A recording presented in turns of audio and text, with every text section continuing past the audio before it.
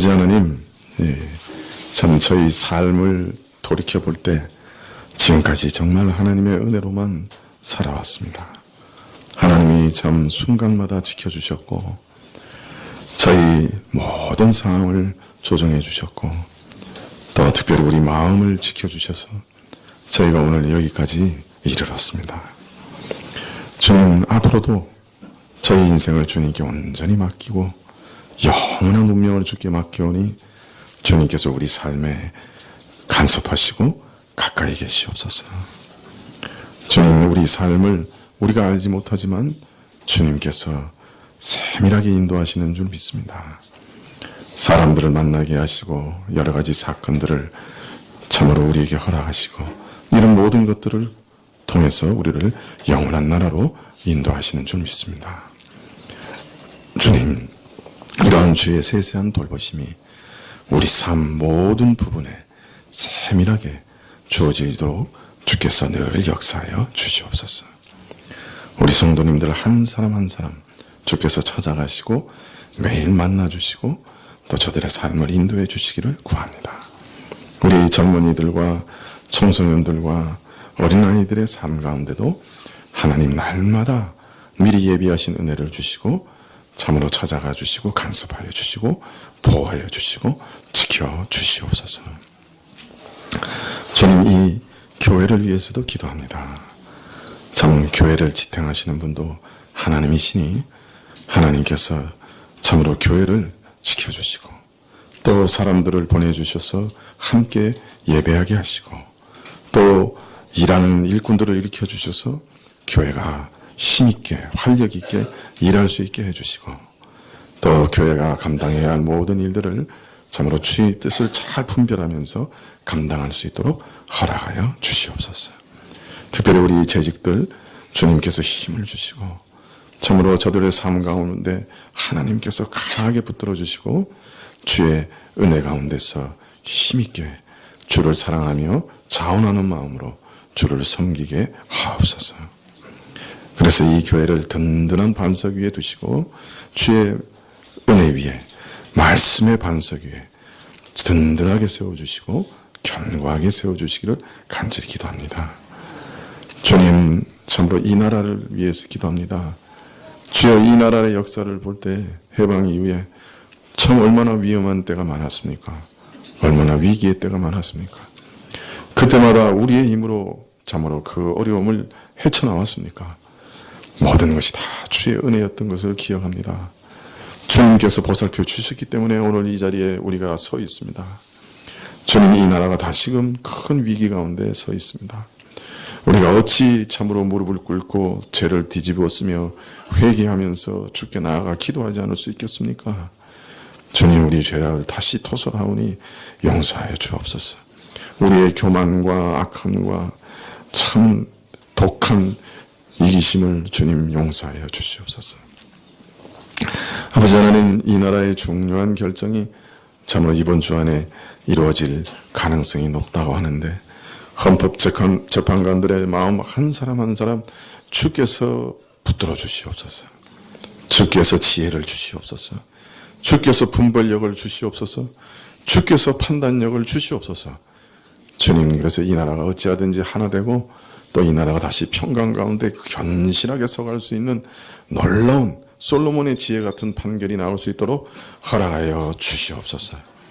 주님, 이러한 판결 이후에 나라가 더 혼란에 빠지는 것이 아니라 주님, 더 견고해지고 더 단단해질 수 있도록 도와주시옵소서.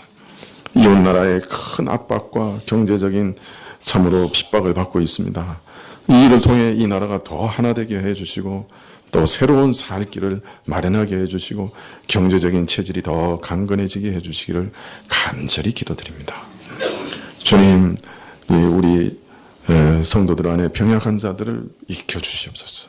치료해 주시기를 원합니다.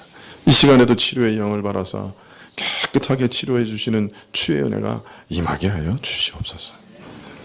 아버지 하나님, 우리 청소년들 참으로 여러 가지 죄악의 유혹에 그대로 노출되어 있는데 주님, 우리 청소년들 마음을 지켜 주시옵소서. 오늘도 주님, 우리 가진 것 모든 것이 주님의 것인 것을 고백하고 주님 앞에 예물을 드립니다. 주님, 이 예물 받으실 때 우리 전부를 받아 주옵소서. 그래야 우리와 우리 산업, 우리 자녀들, 우리 가족을 주의 것으로 인치시고 또한 기억하시고 지켜 주시옵소서. 오늘도 말씀 주시기를 구합니다. 주께서 길을 열어주시고 믿는 마음을 허락하여 주옵소서. 다시금 주께 모든 것을 의탁드리고 예수님의 이름으로 기도합나이다. 아멘. 예, 말씀은 디도서 1장 1절부터 3절까지 말씀입니다. 디도서 1장 1절부터 3절까지 말씀입니다.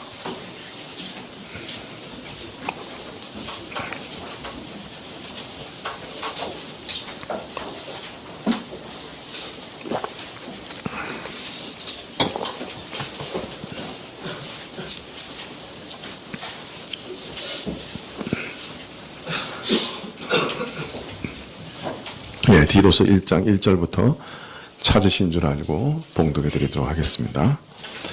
하나님의 종이요 예수 그리스도의 사도인 바울 곧 나의 사도된 것은 하나님의 택하신 자들의 믿음과 경건함에 속한 진리의 지식과 영생의 소망을 인함이라.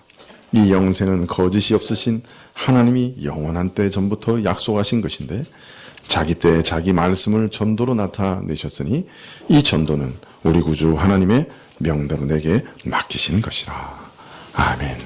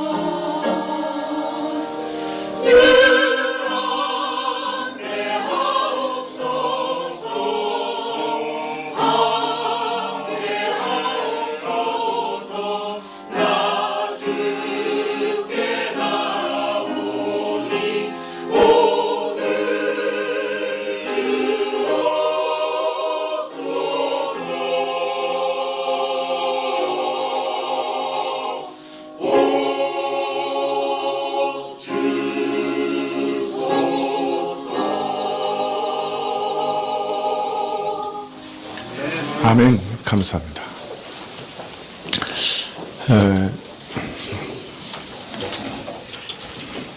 여러분, 죽음 이후에는 어떤 일이 일어날까요? 죽음 이후에는 모든 것이 끝나는 것일까요? 아니면 무엇인가 새로운 시작이 있을까요? 있다면 그것이 무엇일까요? 또 그것에 대해서는 우리가 어떻게 준비를 해야 할까요? 이런 모든 질문은 이 세상에 태어난 모든 사람들에게, 또 모든 민족, 모든 세대 가운데 항상 있어 왔던 것입니다. 수많은 종교와 철학들이 이 질문에 대해 나름대로 답을 찾고 제시하려고 노력해 왔죠. 여러분, 석가모니가 누구신지 아시죠? 불교를 창시한 석가모니가 쓴, 그러니까 직접 말한 것을 기록한 불경이 있는데요. 그 불경 중에는 석가모니가 직접 얘기 안 한 것들도 많이 있어요. 그 이후에 많은 스님들이 깨달은 것을 기록해 놓은 것도 있는데, 석가모니가 이제 직접 말한 것을 이제 쓴 것을 기록한 경전들이 있습니다. 자문경, 초심, 뭐 이런 경전들인데요. 제가 중2 때 읽은 거라서 이게 자문경에서 읽은 건지 초심에서 읽은 건지 그걸 잘 모르겠어요. 그런데 한 가지 기억나는 일화가 있는데요. 아마 초심인 것 같아요. 제자 중에 하나가 이제 석가모니에게 물어봤습니다. 스승님, 죽음 이후에는 어떤 일이 일어납니까? 이렇게 질문합니다. 그러자 이 질문을 받은 석가모니가 이렇게 대답해요. 야, 지금 독화살을 맞은 사람이 지금 내 앞에 있다. 자, 그러면 독화살을 뽑아내고 그 독을 뽑아 이 사람을 살리는 것이 급한 일이냐, 아니면 독화살을 쏜 사람이 누군가 하는 것을 밝히는 일이 시급한 일이냐. 제자가 대답합니다. 독화살을 맞은 사람을 살리는 일이 급한 일입니다. 그러자 석가모니가 이렇게 대답합니다. 지금 이 생의 문제가 이토록 고통스럽고 시급한데 죽음 이후의 일을 알려고 해서, 또 안다고 해서 무슨 소용이 있겠느냐. 안다는 말씀이에요? 모른다는 말씀. 네. 논어에 보면 공자의 제자 계로가 공자에게 묻습니다. 죽음이란 무엇입니까? 그러자 공자께서 이렇게 대답하셨습니다. 내가 태어나는 것도 모르는데 어찌 죽음을 알겠느냐. 얼마나 멋있는 말이에요. 여러분 멋있다고 생각 안 하시는 것 같은데요. 사실 우리가 태어나는 게 뭐냐, 삶이 뭔지도 모르는 거 아니에요, 그죠? 내가 태어나는 것도 모르는데 죽음을 어찌 알겠느냐. 이렇게 계로에게 대답하셨다고 논어에 기록되어 있습니다. 제가 중2 때 이 책들을 다 읽었습니다. 대단하죠? 이렇게 자랑을 하는데도 반응이 없네요. 그런데 그때 깨달았습니다. 아, 이분들이 죽음에 대해서는 대답을 갖고 계시지 않구나. 근데 저는 그걸 알고 싶었습니다. 아마 인류가 얻은 최고의 선생님들이잖아요, 이분들이. 그러나 이분들이 죽음에 대해서 고백한 솔직한 대답을 들어보니, 아, 이분들도 죽음이라는 게 뭔지 모르시는구나, 이렇게 생각하게 됐습니다. 자, 그런데 죽음에 대해서 가장 확실하게 얘기하시는 분이 계시더라고요. 죽음 이후에 무엇이 일어나느냐 하는 것을 가장 자신 있게 말씀하시는 분이 계시더라고요. 그분이 누구시겠어요? 예수님이시죠. 예수님께서는 영원한 천국에 대해서 아주 분명하게 가르쳐 주셨어요. 특별히 요한복음 14장 1절 같은 경우에 이런 말씀이 있습니다. 14장 1절부터 3절까지인데요. 너희는 마음에 근심하지 말라. 하나님을 믿으니 또 나를 믿으라. 내 아버지 집에 거할 곳이 많도다. 그렇지 않으면 너희에게 일렀으리라. 내가 너희를 위하여 처소를 예비하러 가노니 가서 너희를 위하여 처소를 예비하면 내가 다시 와서 너희를 내게로 영접하여 나 있는 곳에 너희도 있게 하리라. 지금 예수님께서는 사랑하는 제자들을 두고 죽으시러 예루살렘으로 올라가시고 있습니다. 제자들을 세상에 두고 이제 아버지께로 돌아가실 겁니다. 그리고 이제 예수님이 떠나시는 것으로 인해 제자들은 참 무서운 시험을 당하게 될 것입니다. 이런 혹독한 시험을 내다보시면서 그러나 예수님께서 제자들에게 이르시되 아버지를 믿으니 또 나를 믿으라. 아무것도 근심하지 마라. 안심하라. 불안에 떨지 마라. 근심하지 마라. 그렇게 말씀하십니다. 그런데 당장에 예수님은 떠나가시고 제자들은 무서운 핍박과 시험 가운데 이제 빠지게 됐는데 그걸 또 이미 다 예언하셨어요. 베드로에게도 네가 닭 울기 전에 3번 나를 부인하려나 뭐 이미 다 얘기하셨어요. 얼마나 무서운 시험이 닥칠지. 그런데 너희는 하나님을 믿으니 또 나를 믿으라. 근심하지 마라. 두려워하지 마라. 불안해하지 마라. 그렇게 말씀하시는 거예요. 그러면서 불안에 떨지 않을 수 있는 가장 중요한 이유를 말씀하고 계세요. 너희가 아무리 시험과 어려운 환난이 당한다 해도 두려워할 필요가 없어. 왜? 아버지 집에는 거할 곳이 많기 때문이다. 그렇게 얘기하십니다.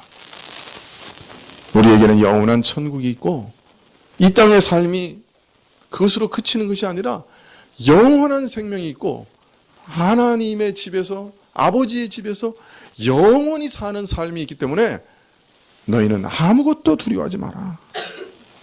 너희에게 그 영원한 생명을 빼앗을 자가 없으니 아무것도 두려워하지 마라. 그렇게 말씀하고 계시는 것이죠. 아버지의 집에는 거할 곳이 많다. 그냥 한두 곳이 아니라 무수히 많다. 하나님의 집에는 나 같은 죄인이 살 수 있는 거처가 무수히 많다. 내 아버지 집 천국에는 죄인들이 거할 거처가 수도 없이 많다. 그렇게 말씀해 주고 계시는 것이죠. 그리고 예수님께서 지금 세상을 떠나 아버지께로 가시는 것은 바로 이러한 안식의 처소를 예비하기 위해서, 준비하기 위해서 가시는 거예요. 예수님이 지금 십자가에서 죽으시고 무덤에서 3일 동안 거하시다가 부활하시고 승천하시고 하나님의 우편의 영광 가운데 들어가시는 이 모든 일이 사실은 우리가 천국에서 거할 그 거처를 마련하기 위한 일들이라고 말씀하고 계시는 거예요.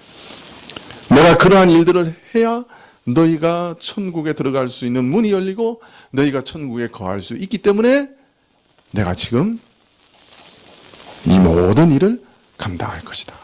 내가 지금 앞으로 당하는 이 모든 일이 너희를 천국으로 영접하고 인도하기 위한 일이다 라고 말씀하고 계시는 거예요.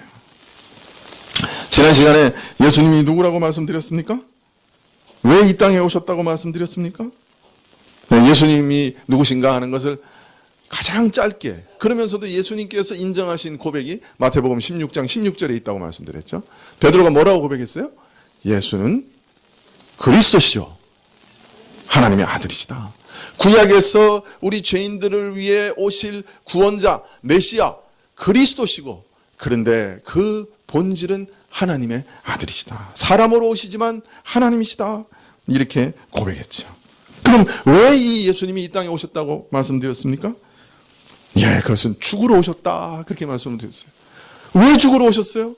죄인들을 대신하여 죽으심으로 우리가 지옥에서 받아야 할 영원한 심판을 저가 친히 대신 받으심으로 하나님께서 죄인을 심판하셔야 하는 그 공의와 하나님께서 죄인들을 사랑하시고 구원하시려고 하는 그 사랑이 만족되게 되셨다. 그래서 십자가에서는 하나님의 공의와 사랑이 입맞추었다. 그렇게 말씀드렸습니다.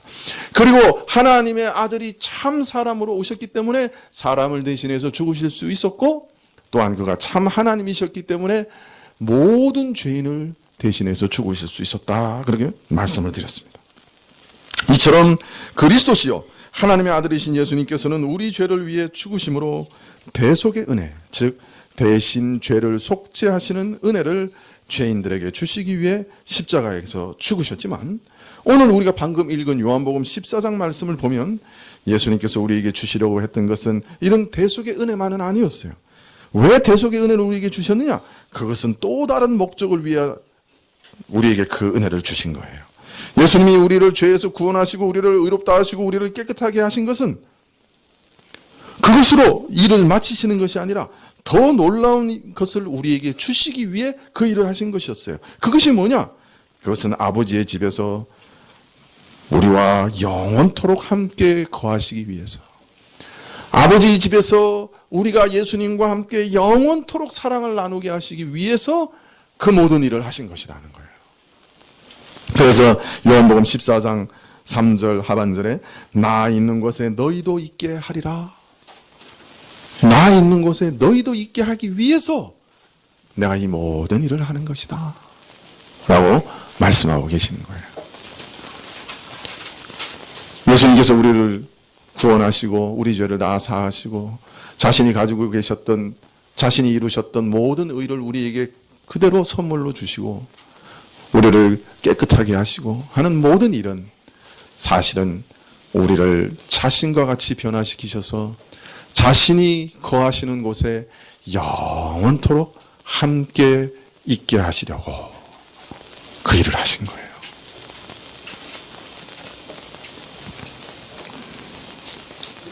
예수님께서 우리를 위하여 예비하신 궁극적인 은혜는 예수님이 계신 그곳에 우리도 함께 있게 하시는 것이에요.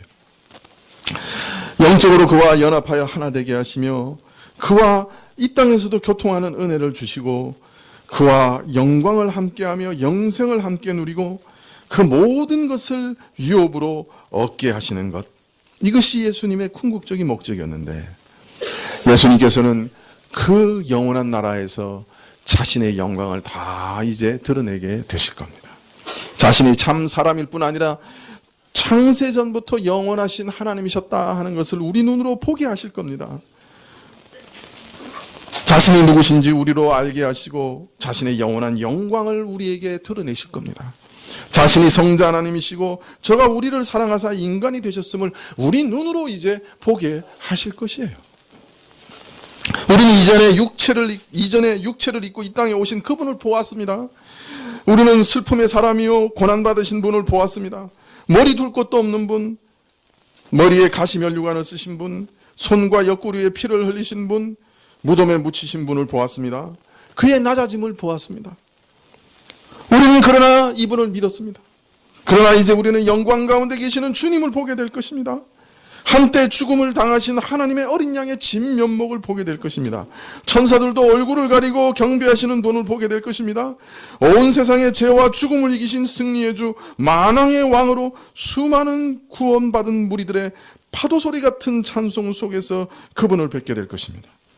온 세상을 공의로 심판하시는 심판의 주로 우리 새롭게 된 신자들도 그 앞에 죽은 듯이 엎드려 경배하는 분으로 그 얼굴을 뵙게 될 것입니다. 그 신성의 영광이 다 드러나서 태양도 달도 필요 없는 천국의 밝음 가운데서 그분이 경이롭고 따사로운 사랑의 충만함 가운데서 그 온화한 얼굴을 뵙게 될 것입니다. 오, 참으로 놀라운 날이 곧 올 것입니다. 지난 성탄절 날 누가 저에게 동영상 하나를 보내주셨어요. 그래서 이렇게 틀었는데 영국의 엄청난 그 홀에 뭐 그게 몇 층인지 모르겠더라고요. 엄청난 홀에 사람들이 가득 차서 모두가 하나님을 찬송하는 거예요. 보통 음악회 하면 이렇게 한 군데 이렇게 찬송하는 사람들이 있고 나머지는 다 듣잖아요. 그런데 그 집회는 어떤 집회인지 모르겠는데 아주 큰 그 잠실 실내 체육관만한 그런 홀에 사람들이 가득 찼는데 그 사람들이 전부 일어나서 하나님을 찬양하는 거예요. 그 찬양이 뭐 얼마나 아름답든지요. 제가 우리 밴드에 올린다고 하는 걸 잊어버렸어요. 그런데 그 찬양의 모습을 보면서 제가 이렇게 기도했어요. 그러나 천국에 가면 이보다 더 아름답겠지요. 천국에 가면 더 놀랍고 우렁차고 영광스러운 찬양이 울려 퍼지겠죠. 하나님, 저도 그 찬양대 가운데 서게 해주십시오. 제가 지난 성탄절날 그렇게 기도했습니다. 영광의 주님을 뵙고 모든 천군 천사와 함께 우리 모든 성도들이 그분을 찬양할 것이에요. 영광의 날에. 예수님의 이런 은혜로 인해 이제 신자가 죽으면 어떤 일을 경험하게 될까요? 네, 신자의 영혼이 죽음으로 인해 육신과 분리될 때 영혼은 즉시 하나님의 품에 안기고 하나님의 집에서 기쁨과 위로와 안식을 누리게 됩니다. 그러나 이것이 끝이 아닙니다. 신자의 구원은 마지막 날에, 예수님 재림하시는 날에 육체의 부활을 통해 새하늘과 새 땅에서 완성이 됩니다. 잠시 동안 육신과 분리되었던 우리 영혼은 예수님이 재림하시는 마지막 날에 다시 영원히 썩지 않을 육신과 결합하게 되고 새로운 몸으로 호련히 변화되게 될 것입니다. 그래서 신자들은 죽음의 순간에 가장 행복한 낙원에 가게 되는 거예요. 그 영혼은 바로 낙원으로 갑니다. 네, 그리고 예수님께서 재림하시는 날 동안 낙원에서 지복을 누리다가 예수님이 재림하시는 날 다시 부활의 몸, 영원히 썩지 않을 몸을 다시 입고 그 영원한 구원의 새하늘과 새 땅 가운데서 참여하게 되는 겁니다. 이것이 성경이 우리에게 가르치시는 거예요. 자, 그럼 어떤 분들은 그럼 부활할 때 우리는 어떤 몸으로 부활합니까? 지금 이 모습 이대로 부활합니까? 아니면 다른 모습으로 부활합니까? 우리는 서로 알아볼 수 있을까요? 뭐 이런 여러 가지 질문합니다. 네. 또 신자들이 육신을 다시 얻는다고 하니 어떤 분들은 또 매우 걱정하는 분들도 있습니다. 목사님, 이 못생긴 모습과 몸매로 한평생을 버텨왔는데 어찌 이 모습으로 영원히 살라고 하십니까? 이런 질문을 하는 사람들도 있고, 여러분 중에도 혹시 이렇게 느끼시는 분들 계십니까? 얼굴 생김새와 몸매로 인해 이 땅에서 받은 상처를 하늘나라에서도 계속 당할 수는 없다, 이렇게 생각하시는 분도 있습니까? 혹은 엄청난 돈을 들여서 고쳐놓았는데 부활할 때면 쌍꺼풀도 풀리고 코도 다시 납작해져 버리는 원래 모습으로 돌아가면 어떻게 하나 염려하시는 분이 혹 계십니까? 혹은 이 땅에서 뛰어난 미모와 몸매를 자랑하며 살았으나 부활 후에도 그 몸을 가지고 뽐내며 살아야 되겠다 하고 기대하시는 분이 있습니까? 다 부질없는 생각입니다. 모두 다 변모합니다. 신령한 몸을 잊게 된다고 말씀하지 않습니까? 영원히 썩지 않을 몸을 입게 된다고 말씀하지 않습니까? 새로운 몸을 입게 된다고 말하지 않습니까? 자, 그러니까 여러분 화장한다고 걱정하지 마세요. 그게 다시 부활하는 게 아니에요. 새로운 몸을 얻는 거예요. 팔다리가 좀 길이가 차이가 난다고 걱정하지 마세요. 새로운 몸을 얻는 거예요. 그때가 되면 미의 기준도 다 바뀔 것이고 외모가 아니라 중심으로 서로를 보게 될 것입니다. 서로가 중심으로 서로 보기 때문에 서로 누구인지 알게 될 것입니다. 새로운 몸을 입었다고 할지라도. 부활할 때는 모든 사람이 자기 자신을 기꺼이 자랑스럽게 생각하며 사랑스럽게 생각할 겁니다. 서로 감사하게 될 것이고 다른 사람에 대해서도 이렇게 느끼게 될 것입니다. 이것이 성경이 가르치는 죽음 이유입니다. 신자들의 죽음 이유입니다. 세상에 아무도 자신 있게 죽음 이유에 대해서 말하지 못하지만 예수님은 아주 분명하게 자신 있게 확실하게 죽음 이유에 대해서 가르쳐 주셨어요. 그래서 성경은 이처럼 죽음 이유에 대해서 명확하게 가르치십니다. 첫째, 죽음 너머에 또 다른 세상이 있다. 죽음은 끝이 아니다. 둘째, 육신과 분리된 신자의 영혼은 그 즉시 하늘나라의 기쁨에 참여한다. 셋째, 마지막 날에 예수님의 재림과 더불어 이 세상은 변화되어 새하늘과 새 땅이 된다. 넷째, 죽은 자들의 영혼은 새로워진 세상에서 새로운 몸을 입고 부활하며 사랑하는 예수님과 함께 영원히 살게 된다. 믿으십니까? 예, 이것이 죽음 이후에 신자들이 겪게 될 일들의 요약입니다. 첫째 뭐라고요? 죽은 몸 후에 다른 세상이 있다. 죽음은 끝이 아니다.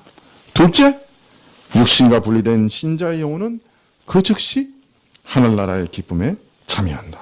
셋째, 마지막 날에 예수님의 재림과 더불어 이 세상은 변화되고 새하늘과 새 땅이 된다. 넷째, 죽은 자들의 영혼은 새로워진 세상에서 새로운 몸을 입고 부활하고 사랑하는 예수님과 영원히 함께 살게 된다. 이것이 성경이 말하는 신자의 죽음 이유입니다. 그래서 바울은 오늘 디도서 1장 인사말에서 내가 사도로서 힘쓰는 것이 뭐냐? 그것은 하나님께서 택하신 자들로 믿게 하고 영생의 소망에 근거한 경건에 이르는 진리를 깨닫게 하는 것이다 라고 말했던 것이에요. 바울은 믿음과 진리를 위해 자신이 사도가 되었다고 말하고 있는데요.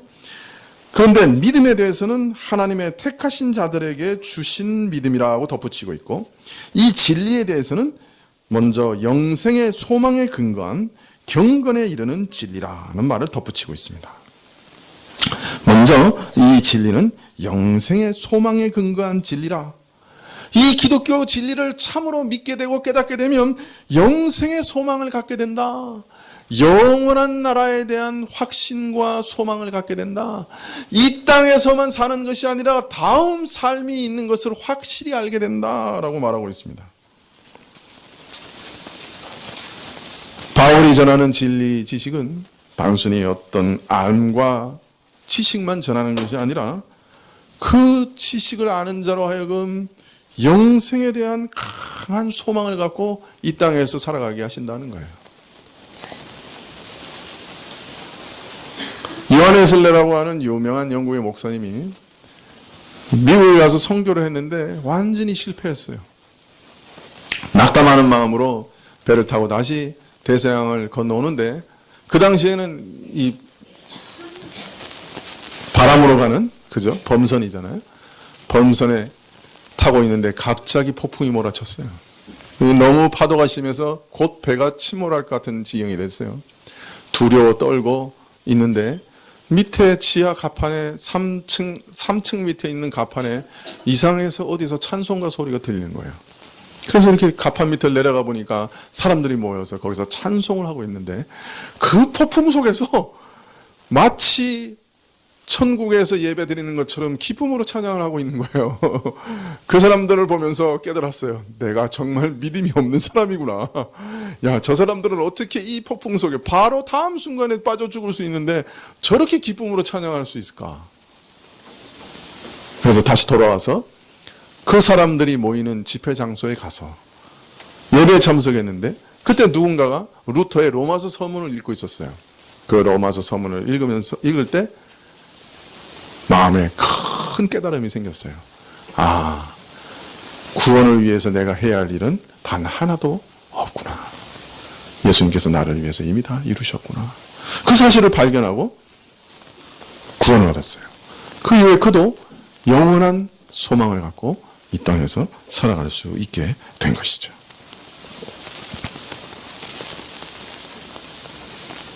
이 소망, 이 진리를 깨닫고 믿게 되면 이전과는 전혀 다른 삶을 살게 되고, 이전과는 전혀 다른 시각으로 자신의 인생과 모든 삶을 바라보게 되는 것이죠.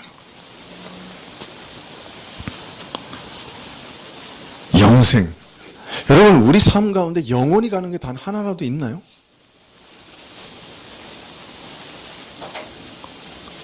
저희 집에 어제 소파를 갖다 버렸어요. 하나님의 은혜로. 15년 썼는데 밑에 있는 그 바닥에 이렇게 제가 머리를 기대고 책을 많이 봤기 때문에 바닥에서부터 구멍이 뚫어져가지고 찢어졌어요. 어떻게 또 소파를 얻게 돼서 산 게 아니고 얻었어요. 갖다 버렸어요. 배달해주는 사람이 소파까지 버려줬어요. 그러면서 가만히 생각해보세요. 제가 그 소파를 매우 사랑했는데 매우 즐겨 안고 눕고 거기서 비비대면서 책을 읽었는데 그것도 유한하구나. 참 우리 인생에는 영원한 것이 하나도 없구나. 내가 아무리 좋아하는 것도 영원한 것은 단 하나도 없구나. 이 땅에서. 그런 생각을 하게 됐어요. 그런데 영원한 생명을 주신다는 거예요. 이 땅에서는 영원한 것이 단 하나도 없는데 영원한 것을 주신다는 거예요. 영원하게 가는 것을 주신다는 거예요. 근데 그게 뭐냐? 이 안경다리 하나만 영원한 것 있어도 대단한 거 아니에요? 그죠? 그런데 제가 왜 안경다리를 얘기하냐면 제가 초등학교 4학년 때 깨달았어요. 안경다리 하나도 영원한 게 없구나. 그래서 제가 결심했어요. 영원한 것이 있다면 내 인생을 투자하리라. 그런데 아무것도 영원한 게 없어요. 그런데 영원한 생명을 주시는 분이 계시는 거예요. 그것도 영원한 생명이에요. 그것도 그냥 영원히 사는 게 아니고, 그리스 신화 중에요. 어떤, 이름은 다 까먹었는데, 어떤 그 여자가 아주 아름다웠어요. 그래서 신과 결혼을 하게 됐는데, 이 신에게 선물을 달라고 그랬어요. 당신은 영원히 사니까 나도 영원하게 살게 해달라. 그래가지고 그 신이 그 여자에게 영원한 생명을 줬어요. 근데 문제는 영원한 생명은 생명인데 늙어가는 생명. 그 젊음을 그냥 유지하는 생명이 아니라 계속 늙어가는 생명이에요. 그래서 그 여자가, 그 아름다웠던 여자가 계속 늙어가는 거예요. 100년은 늙고 200년을 늙고 그럼 어떻게 변해가겠어요? 그래서 그 여자가 자기의 모습, 추한 모습을 도저히 견디지 못해서 제발 죽여달라고 신에게 청했어요. 근데 신이 한 번 줬기 때문에 철회 못한다고. 그 대신 내가 너를 귀뚜라미로 바꿔주겠다. 그래서 귀뚜라미로 바꿔줬다는 거예요. 그래서 귀뚜라미의 울음소리가 이렇게 슬픈 거는 그 여자의 그 울음소리가 슬프기 때문이라고. 그런 그리스 신화가 있어요. 여러분, 영원히 사는 것 자체가 복은 아니에요. 그렇지만 예수님과 자기가 사랑하는 자들과 영원히 사는 것은 진짜 복이에요. 믿으십니까? 자기를 영원히 사랑하는 사람들과 자기를 위해 죽으신 예수님과 나를 아시고 나를 위해 모든 것을 주시는 그 영원하신 사랑 앞에서 그 사랑과 영원히 교제하면서 사는 삶은 그 진짜 복이에요. 그 서로 미워하고 영원히 미워하면서 사는 사람들과 함께 사는 것이 지옥이에요.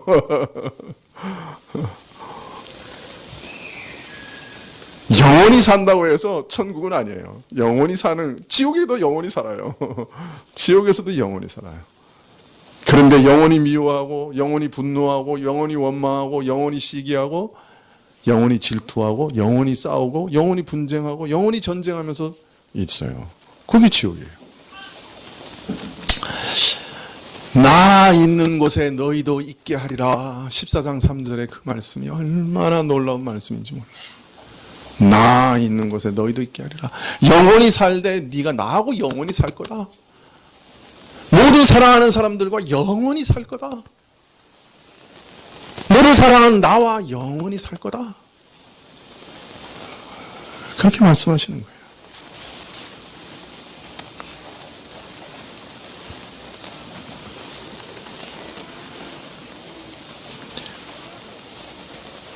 이 생명, 이 영원한 생명을 우리에게 주시기 위해 예수님께서 죽으신 거예요.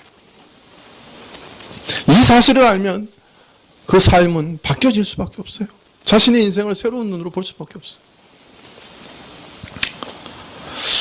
영국 목사인 마틴 로이드 존스라고 하는 분이 있습니다. 젊은 시절 매우 전도 유명한 의사였어요. 그는 영국 수상의 주치의의 조수였어요. 근데 그냥 조수는 우리가 생각하기에 뭐 수상의 조수니까 뭐 조수인가 보다 이렇게 생각하지 모르지만 이게 도제 제도 같은 데서는 영국 수상의 그 주치의의 조수는 다음번 주치의가 되는 거예요. 그러니까 다음번 영국 수상의 주치의가 될 사람이었어요. 이 마틴 로이드 존스가. 근데 어느 날 갑자기 호련히 시골 교회 목사가 돼서 저기 시골로 내려갔어요. 그가 만일 계속 의사로서 살았다고 하면 그는 틀림없이 영국 상류사회의 일원이 됐을 거예요. 영국 수상의 주치의가 되는 것은 당연하고 아마도 영국 의사협회의 회장이 되었을 거예요. 그는 나이가 들수록 많은 영광과 많은 부와 많은 명예를 얻었을 거예요. 많은 제자들을 길러냈을 거예요. 존경과 대접을 한 몸에 받는 사람이 되었을 거예요. 아마 다른 모든 사람들이 부러워하는 삶을 살 수도 있었을 거예요. 어떤 면에서 자기도 받았을 수도 있을지 몰라요. 근데 이 모든 것을 버리고 시골교회 목사로 내려갔어요. 오랜 세월이 지나 그의 나이가 80이 가까웠을 때 자신이 의사의 직을 버리고 목사가 된 일에 대해서 말할 기회가 있었습니다. 그때 마틴 로이드 존스가 이렇게 얘기했어요. 주님께서는 내가 온 힘을 다해 추구하던 삶을 완전히 바꾸어 놓으셨습니다. 그 방향을 180도 완전히 바꾸어 새로운 인생관을 주셨습니다.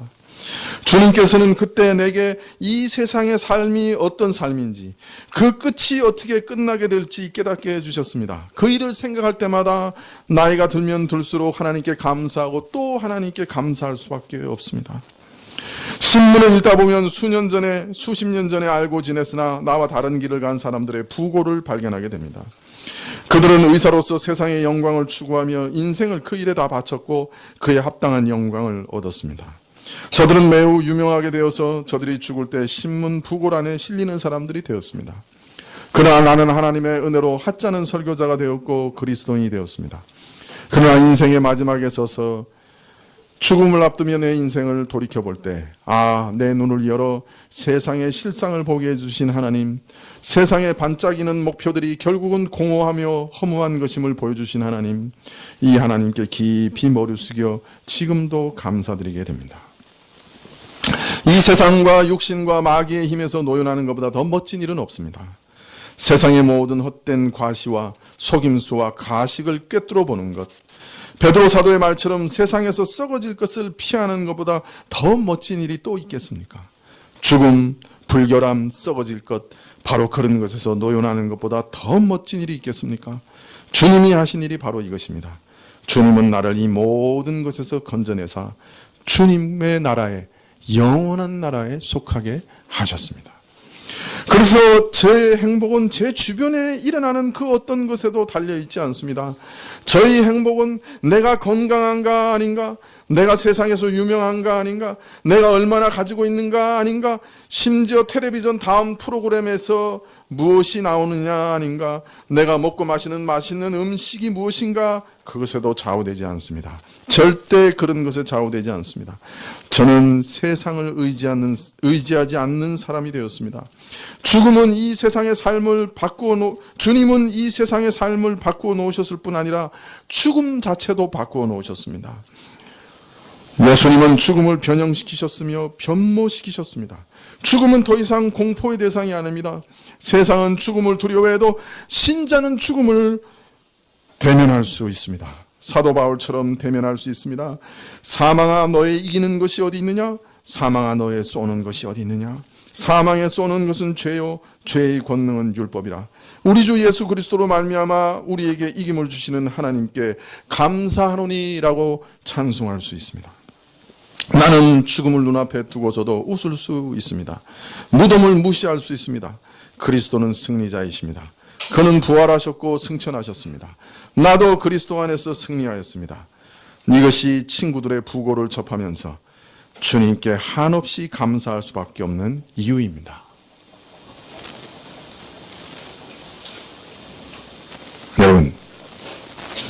여러분도 죽음 앞에서 이미 승리하셨습니까?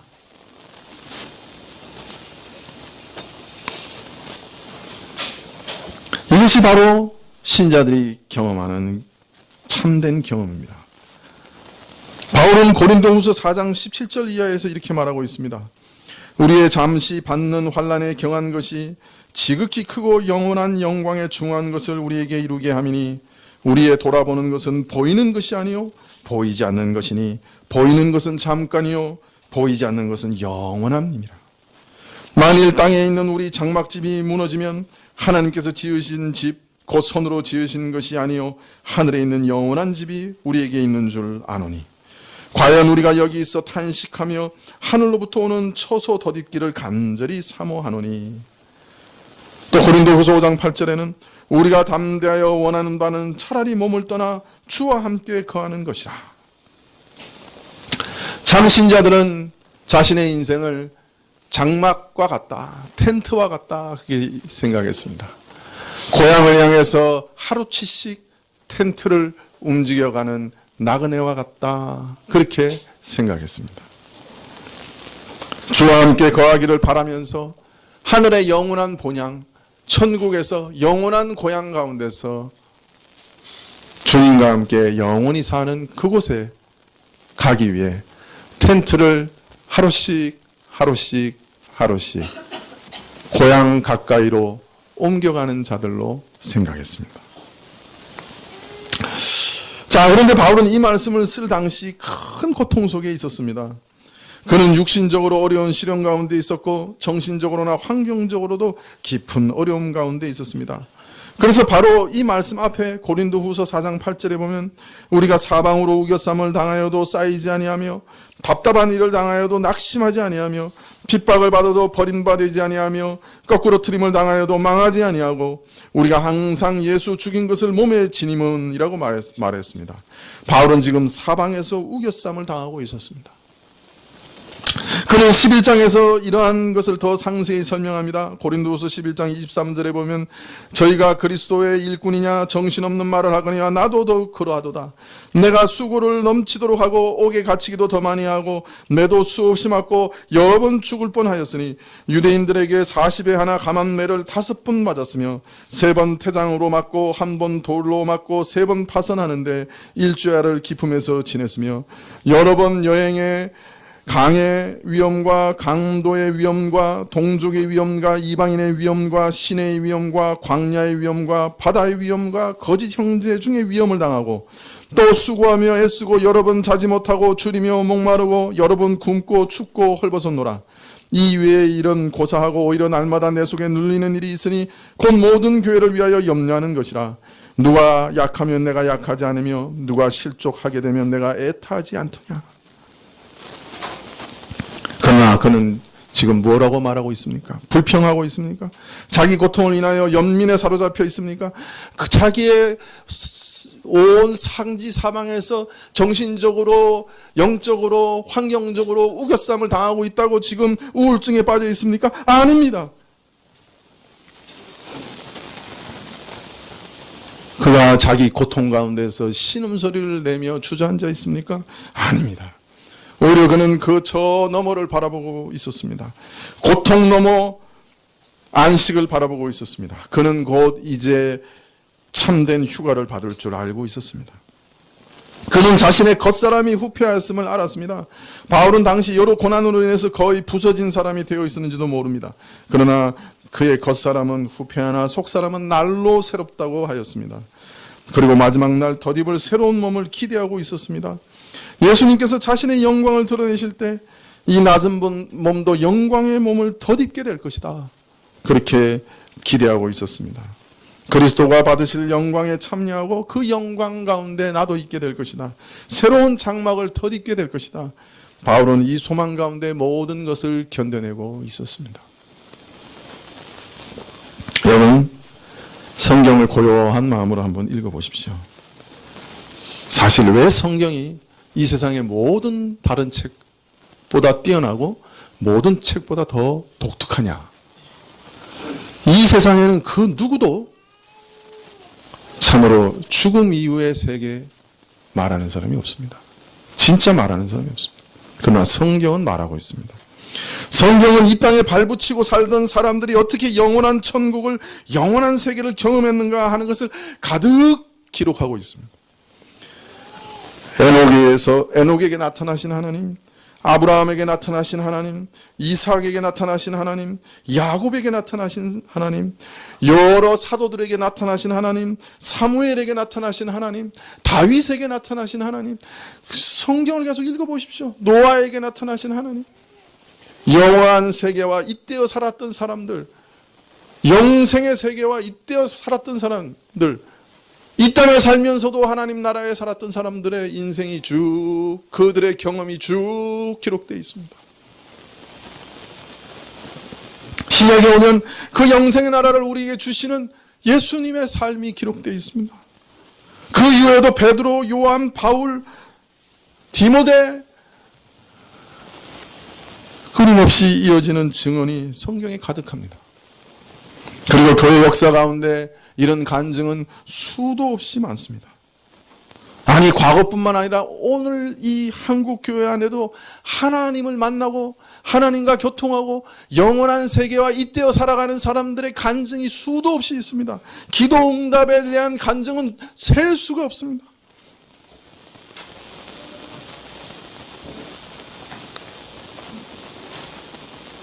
우리 교회 금요 기도회만 나와 보십시오. 그 기도가 어떻게 응답되는 것을 기록하는 것을 있다면 거기 하늘의 세계가 어떻게 역사하고 있는가 우리가 볼 수 있을 겁니다.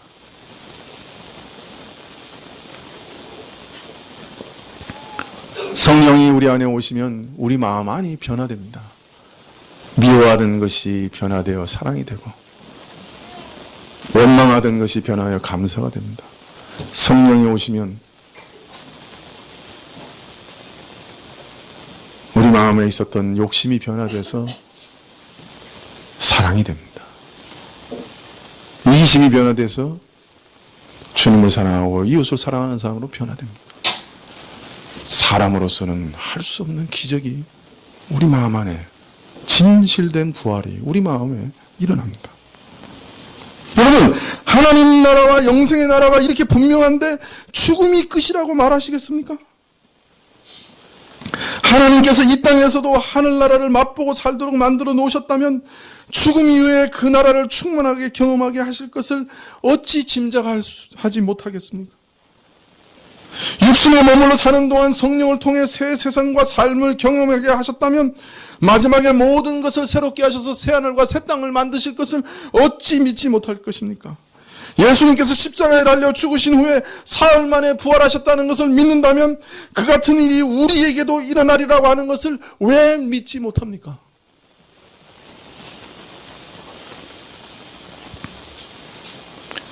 하나님의 나라가 이렇게 분명하다면, 영생의 나라가 이렇게 분명하다면 우리의 삶은 더 이상 같을 수 없습니다. 죽음으로 끝이 아닙니다. 이 세상이 전부가 아닙니다. 물질이 우리가 바랄 수 있는 전부가 아닙니다. 우리의 삶은 그래서 달라질 수밖에 없습니다. 그렇기 때문에 이 영생에 대한 믿음은 중요합니다. 이 믿음은 죽음의 문턱에 섰을 때뿐만 아니라 이 땅에 하루하루 살아가는 동안에 우리의 발걸음을 새롭게 할 것이기 때문에, 새로운 눈으로 우리의 인생을 들여다보게 할 것이기 때문에 이 믿음은 우리에게 시간을 허비하지 않고 진실로 우리가 붙잡아야 할 것을 붙잡을 수 있는 눈을 열어줄 것이기 때문에 우리를 악에서 돌이켜 하나님께로 발걸음을 옮기게 해줄 것이기 때문에 이 영생에 대한 믿음, 하나님의 나라에 대한 믿음은 너무나 중요합니다. 그렇기 때문에 주님께서는 전 재산을 다 바쳐서라도 하나님 나라를 구하라고 말씀합니다. 목숨을 다 바쳐서라도 하나님의 나라를 얻으라고 말씀하십니다. 그렇기 때문에 주님께서는 먼저 그 무엇보다도 하나님 나라를 구하라고 말씀하십니다. 먼저 그 나라와 그 의를 구하라고 말씀하십니다. 여러분, 죽음 이후에 우리를 기다리는 것들을 믿으시기 바랍니다.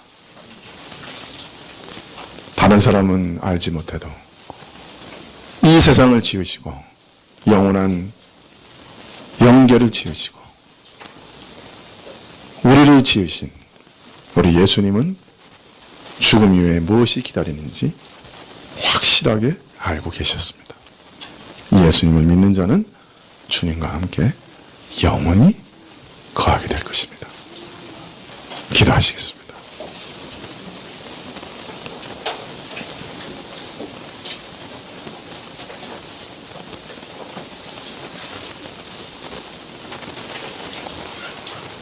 우리가 혼돈과 환란의 시대를 걸어간다 할지라도 걱정하거나 두려워하지 않는 것은 우리는 끝내는 영원한 나라, 영원 무궁히 안식에 거하게 되는 하나님의 나라에 도착할 것이기 때문에 아무리 그 나라에 가는 길이 험하고 파도가 높고 바람이 몰아쳐도 저희는 그날까지 우리를 지키시는 선장 되신 예수님을 바라보며 오늘도 담대하게 이 땅을 걸어갑니다. 죽음도 두려워하지 않고 병도 두려워하지 않고 환난도 두려워하지 않고 가난도 두려워하지 않고 영생의 나라를 향해 두벅두벅 하루치씩 걸어갑니다. 주여 우리를 도우소서. 우리에게 믿음을 주옵소서. 영생에 잇대어 오늘을 살다가 마지막 날 주의 얼굴을 뵙게 하옵소서. 예수님의 이름으로 기도합니다. 아멘.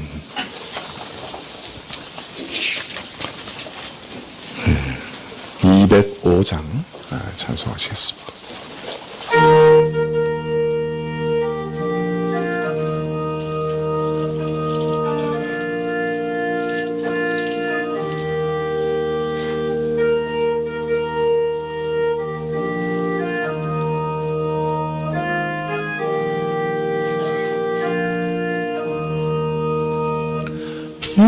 예수 앞에 나오며 모든 죄 사하고 주의 품에 안기어 편히 쉬리바. 우리 주만 믿으면 모두 구원 얻으며 영생 복락 멸류관 확실히 받겠네. 예수 앞에 나와서 은총을 받으며 마음의 기쁨 넘치어 감사하리라.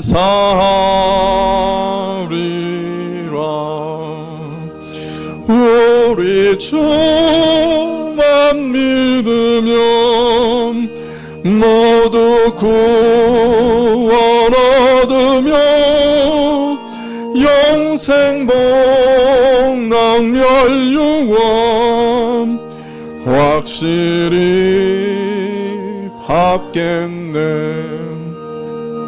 예수 앞에 설 때에 흰 옷을 입으며 밝고 빛난 내 집에 길이 살리라. 우리 주만 믿으면 모두 구원 얻으며 영생 복락 멸류관 확실히 받겠네. 아멘. 네, 기도하시겠습니다. 지금은 우리 주 예수 그리스도의 그 무한하신 은혜와 하나님 아버지의 그 크신 사랑과 이 은혜와 사랑을 깨닫게 하시고 누리게 하시는 성령님의 교통하시고 역사하심이 주여 내가 주인이오나 주의 은혜를 받을 자격이 전혀 없으나 내 영혼을 오늘 이 시간에 또 맡기오니 나를 그 나라에서 기억하옵소서. 겸손히 머리 숙인 주의 백성들을 위해 지금부터 영원까지 함께 계실지어다. 아멘.